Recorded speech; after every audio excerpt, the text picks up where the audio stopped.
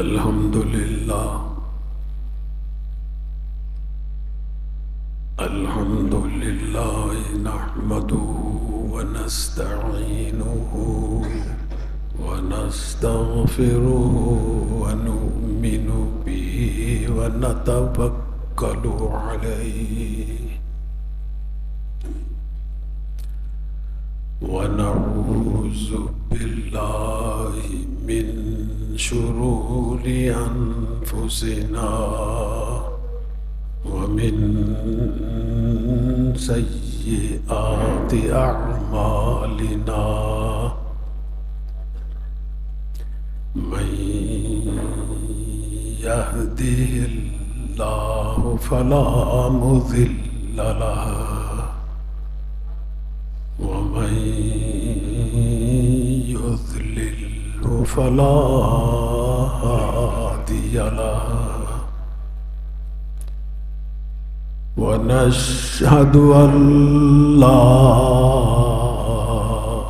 إله إلا الله وحده لا شريك له ونشهد أن سيدنا ونبينا ومولانا محمدا عبده ورسوله صلى الله تعالى على خير خلقه محمد وآله وأصحابه أجمعين.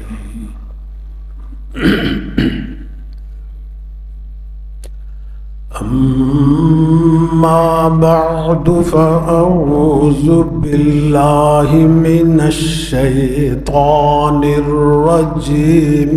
بسم الله الرحمن الرحيم. ثم دنا فتدلى فكان قاب قوسين أو أدنى فأوحى إلى عبده ما أوحى ما كذب الفؤاد ما رأى ما كذب الفؤاد ما رأى أفتمارونه على ما يرى ولقد رآه نزلة أخرى ولقد رآه نزلة أخرى عند سدرة المنتهى. صدق الله مولانا العظيم وصدق رسوله النبي الكريم ونحن على ذلك من الشاهدين والشاكرين والحمد لله رب العالمين.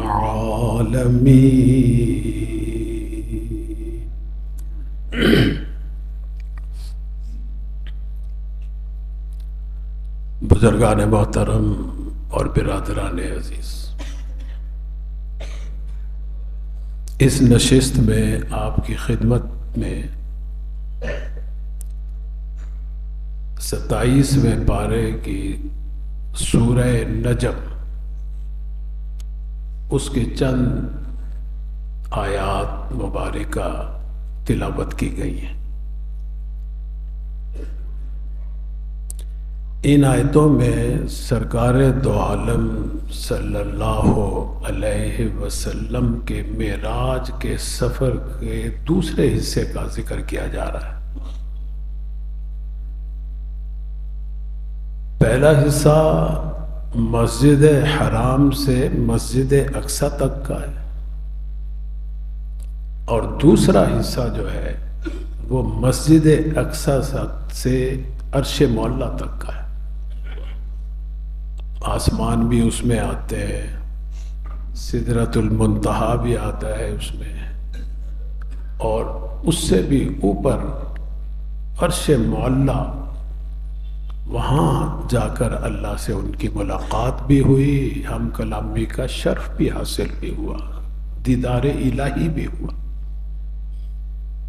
یہ ایک ایسا اعزاز ہے حضور کا جو اللہ تعالیٰ نے کسی نبی کو نہیں دیا۔ آپ یوں کہہ لیجئے کہ جتنے بھی اللہ نے قرب کے درجے بنا رکھے تھے اپنے نبیوں کے لیے، پیغمبروں کے لیے، رسولوں کے لیے، ہر نبی کو اللہ نے کوئی نہ کوئی قرب کا درجہ دیا ہے۔ نبیوں میں بھی اللہ تعالیٰ نے درجے رکھے ہیں، کوئی زیادہ فضیلت کا، کوئی اس سے بڑھ کر فضیلت کا، کوئی اس سے بڑھ کر فضیلت کا۔ خود اللہ تعالیٰ قرآن کریم میں بھی فرما رہے ہیں، فرمائے کہ تِلْكَ الرُّسُلُ فَضَّلْنَا بَعْضَهُمْ عَلَى بَعْضٍ۔ یہ جو رسول ہے نا میرے، انسانیت کے ہدایت کے لیے جو میں بھیجتا ہوں، ان میں درجے ہیں۔ کسی کو کلیم اللہ کے درجے پہ فائز کیا ہے، کسی کو روح اللہ کے درجے پہ فائز کیا ہے، کسی کو حبیب اللہ کے درجے پہ فائز کیا ہے، کسی کو مقام محمود کا شرف عطا فرمائے۔ تو جتنے قرب کے درجے تھے ان میں جو سب سے آخری درجہ تھا، سب سے آخری قرب الہی کا، سرکار دو عالم صلی اللہ علیہ وسلم کو وہ عطا فرمایا اللہ۔ اور یہ جو ہمارا ایمان ہے، عقیدہ ہے کہ آپ خاتم النبیین ہیں، آخری نبی، سب نبیوں پر مہر لگانے والے، سب سے آخر میں آنے والے۔ اس کی ایک دلیل ہی یہی ہے کہ آپ کے بعد کوئی نبی نہیں آئے گا۔ کیوں؟ کہ مقام قرب بھی اللہ تعالیٰ نے ختم کر دیا۔ جب تک مقام قرب تھے نبی آتے رہے، جب آخری مقام قرب پر آپ کو فائز کر دیا، اب آپ کے بعد کوئی نبی نہیں آئے گا۔ سوال ہی نہیں پیدا ہوتا کہ وہ مقام ہی اللہ نے ختم کر دیا۔ اس لیے اللہ تعالیٰ قرآن کریم میں بھی فرما رہے ہیں، فرمائے کہ وَلَٰكِن رَسُولَ اللَّهِ وَخَاتَمَ النَّبِيِّينَ۔ آپ اللہ کے رسول بھی ہیں، اور صرف رسول نہیں بلکہ آخری نبی بھی ہیں، آخری رسول بھی ہیں۔ خود سرکار دو عالم صلی اللہ علیہ وسلم نے کئی مرتبہ اس کا اظہار بھی کیا ہے، فرمائے کہ انا خاتم النبیین لا نبی بعدی او کما قال، میں آخری نبی ہوں، میرے بعد کوئی نبی نہیں آئے۔ تو میں عرض یہ کر رہا تھا کہ اس مقام قرب پر جو اللہ نے آپ کو عطا فرمایا، کب عطا فرمایا؟ کب آپ معراج کے سفر پر گئے؟ کب دنیا والوں کو حسی طور پر، ظاہری طور پر بٹھا کر دکھایا کہ سب سے اونچا درجہ ان کا ہے مخلوق کے اندر، میرے بعد، خالق کے بعد؟ اس وقت دکھایا جب آپ نے ساری تکلیفیں برداشت کر لی، مکے کی 11 سال کی زندگی پر اگر آپ نظر ڈالیں نا، سیرت کا مطالعہ کریں، ایک ایک تکلیف کو پڑھ کر آدمی کے جسم کے رونگٹے کھڑے ہو جاتے. کیسے لوگ آپ کو گالیاں دیتے تھے، بد زبانی کرتے تھے، نام دھرتے تھے، محمد کی جگہ مزمم کہتے تھے، ساحر کہتے تھے، مجنو کہتے تھے، شاعر کہتے تھے، راستے میں کانٹے بچھاتے تھے، گلا گھونٹا گیا آپ کا، سجدے کی حالت میں اوجڑی ڈالی گئی، 3 سال شاب ابی طالب میں محصور رکھا گیا، طائف میں پتھر مار مار کر لہولہان کر دیا گیا. یہ ساری تکلیفیں آپ نے برداشت کی، جسمانی بھی برداشت کی، ذہنی بھی برداشت کی، خاندانی بھی برداشت کی. یہ ساری تکلیفیں برداشت کر کر کے جب اس مقام پہ پہنچے، پھر اللہ نے آپ کو بلایا. آپ نے ساری دنیا کے انسانوں کو دکھلا دیا کہ جس شخصیت کو، جس ذات گرامی کو تم نیچا دکھانا چاہتے ہو، ہم نے ان کو ایسی جگہ پر بٹھلا کر دکھا دیا کہ اسے کوئی گرا نہیں سکتا وہاں سے. اس لیے کسی نے صحیح فرمایا کہ یا صاحب الجمال و یا سید البشر، یا صاحب الجمال و یا سید البشر، من وجهك المنیر لقد نور القمر، لا يمكن الثناء كما كان حقه، لا يمكن الثناء كما كان حقه، بعد از خدا بزرگ توئی قصہ مختصر. بس اس سے بڑھ کر اور کسی کی شان نہیں ہو سکتی. اور پھر یاد رکھیے کہ یہ جو مقام قرب اللہ تعالیٰ کسی نبی کو عطا فرماتے ہیں، یہ کوئی اس وجہ سے نہیں کہ تکلیفیں آدمی برداشت کرتا ہے، مشقتیں برداشت کرتا ہے، نہ اس سے کوئی تعلق نہیں. یہ تو اللہ والوں کی نشانی ہوتی ہے کہ ان کو تکلیفیں آتی ہیں، زندگی کے اندر آزمائشیں آتی ہیں.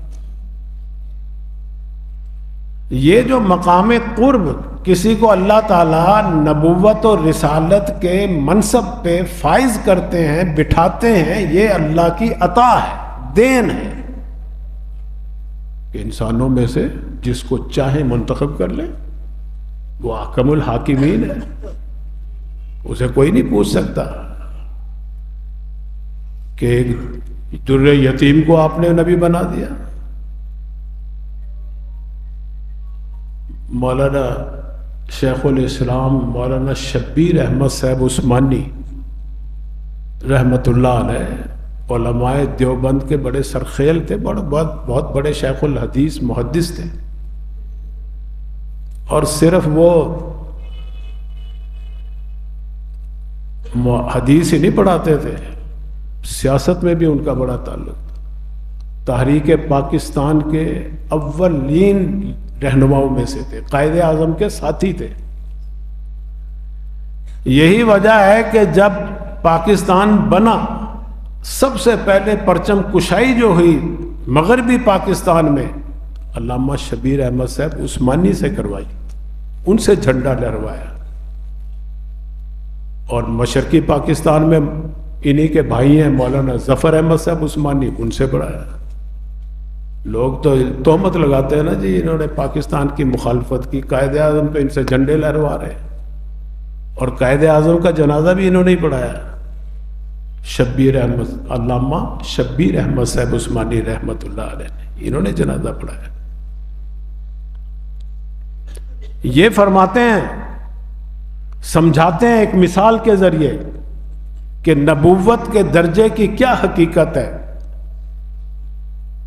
فرماتے ہیں کہ یہ نبوت جو ہے یہ کوئی ڈگری نہیں ہے.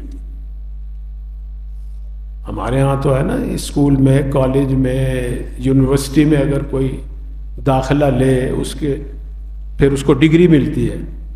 کیسے ملتی ہے؟ کہ اس ڈگری کا ایک نصاب ہوتا ہے، سلیبس ہوتا ہے، اس کو پڑھنا پڑتا ہے، مطالعہ کرنا پڑتا ہے، استاد ہوتے ہیں، ٹیچر ہوتے ہیں، لیکچرار ہوتے ہیں، پھر ایگزام ہوتے ہیں، امتحانات ہوتے ہیں، پھر رزلٹ آتا ہے، پھر اس میں جو پاس ہوتا ہے اس کو ڈگری جاری ہوتی ہے. نبوت ایسی ڈگری نہیں. نبوت اللہ کی دین ہے، عطا ہے، عطائے الہی کا نام نبوت ہے، جس کو چاہے وہ دے دے. خود اللہ تعالیٰ قرآن میں فرماتے ہیں میں اپنے بندوں میں سے جس کو چاہتا ہوں منتخب کر لیتا ہوں، نبی بنا کر پھر لوگوں کے پاس، انہی کی قوم کے پاس بھیجتا ہوں کہ جاؤ ان کو سمجھاؤ. لیکن اس کے باوجود کہ نبوت کا تعلق کوئی تکلیف سے، ایذا برداشت کرنے سے، کوئی اذیتیں سہنے سے ہرگز نہیں ہے، لیکن اس کے باوجود سرکار دو عالم صلی اللہ علیہ وسلم فرماتے ہیں جتنی میں نے تکلیفیں برداشت کی نبیوں میں سے کسی نے نہیں برداشت کی، جتنی مجھے ایذا دی گئی کسی نبی کو نہیں دی گئی. یہ حدیث میں آتا ہے. اب یہاں ایک سوال بھی پیدا ہوتا ہے، طالب علمانہ اشکال بھی پیدا ہوتا ہے کہ بھئی نبیوں میں سے تو بعض نبیوں کو آرے سے چیر دیا گیا، بعض نبیوں کو تو شہید کر دیا، قتل کر دیا گیا، ان کی قوم نے بہت انہیں تکلیفیں پہنچائی. سرکار دو عالم صلی اللہ علیہ وسلم کیسے فرما رہے ہیں کہ جتنی مجھے ایذا پہنچائی گئی ہے کسی نبی کو نہیں پہنچائی گئی.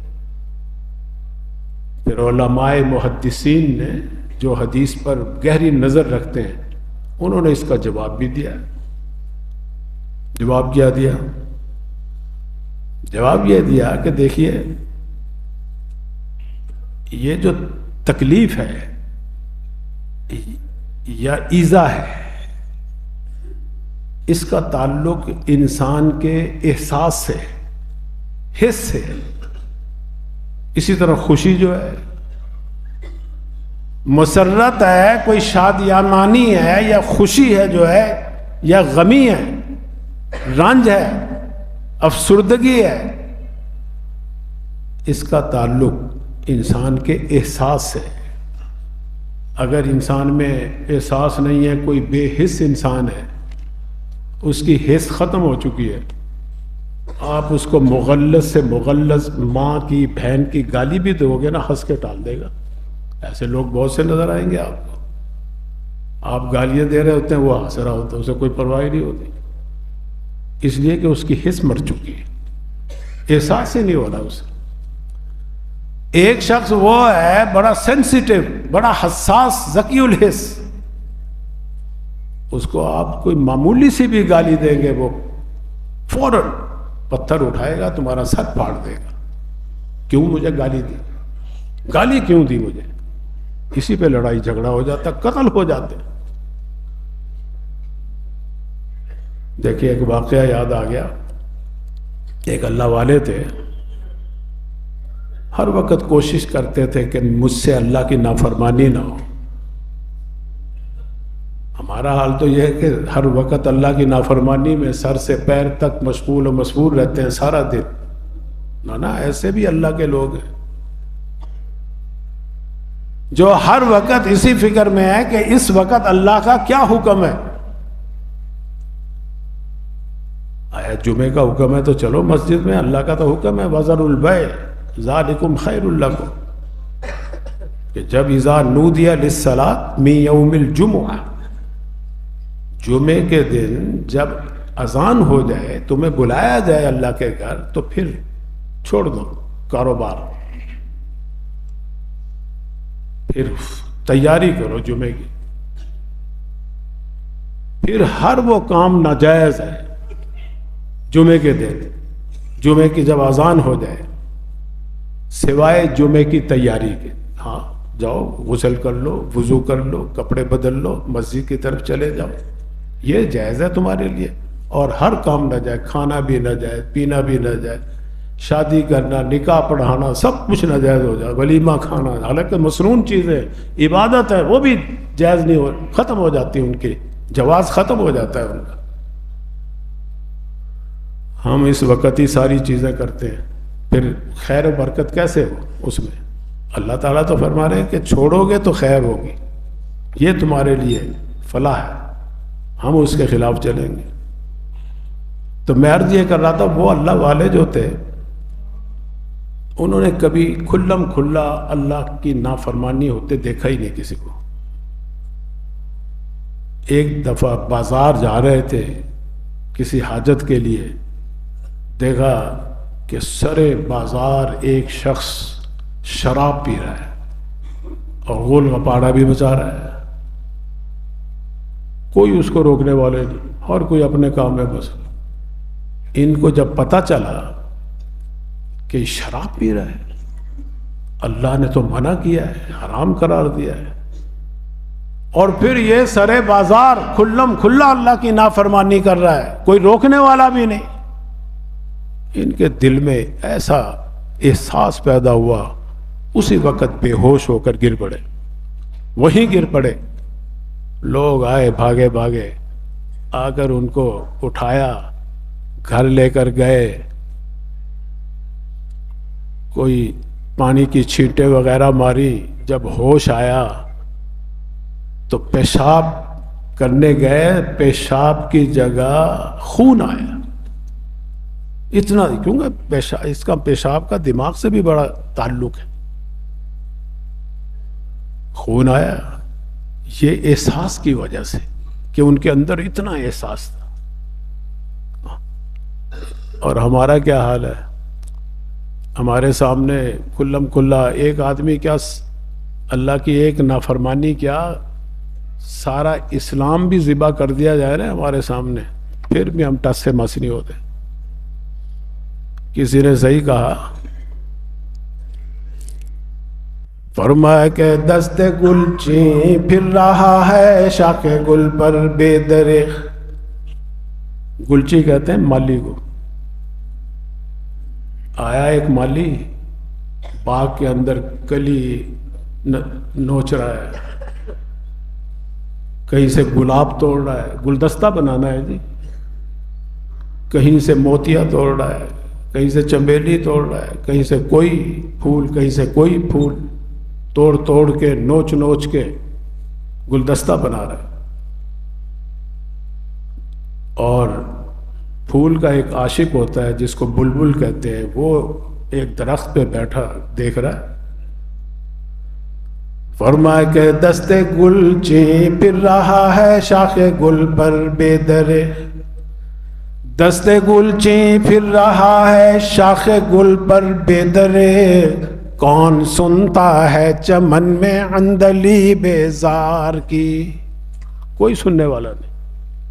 آج ہمارا بھی یہی حال ہے، ہمارے ملک میں کھلم کھلا اللہ کی نافرمانی ہوتی ہے۔ سود آئین کے اندر لکھا ہوا ہے حرام، 73 کے آئین میں، اور 10 سالوں کے اندر اندر بالکل ختم کر دیا جائے گا۔ عدالتیں فیصلہ کر رہی ہیں سود حرام، کوئی کاروبار نہیں کر سکتا اس سے، لیکن دیکھ لو حکومتیں بھی کر رہی ہیں، عوام بھی کر رہی ہیں، اور سود کا کاروبار کرنا، لین دین کرنا ایسے ہے جیسے اللہ سے جنگ کرنا۔ سب سے بڑا گناہ اور سب سے بڑی وعید اور دھمکی جو اللہ نے دی ہے نا، سودی کاروبار والوں کو دی۔ ہمیں ٹس سے موسی نہیں ہوتے، پھر کہتے ہیں جی کاروبار میں برکت نہیں۔ بعض لوگ کہتے ہیں جی فلاں آدمی سودی کاروبار کر رہا ہے، دیکھو یہ فیکٹریاں لگی ہوئی ہیں سود کی ہیں جی، ساری چل رہی ہیں، ان کو تو کچھ نہیں ہوتا، ان کی بھی تو اللہ سے جنگ ہے نا۔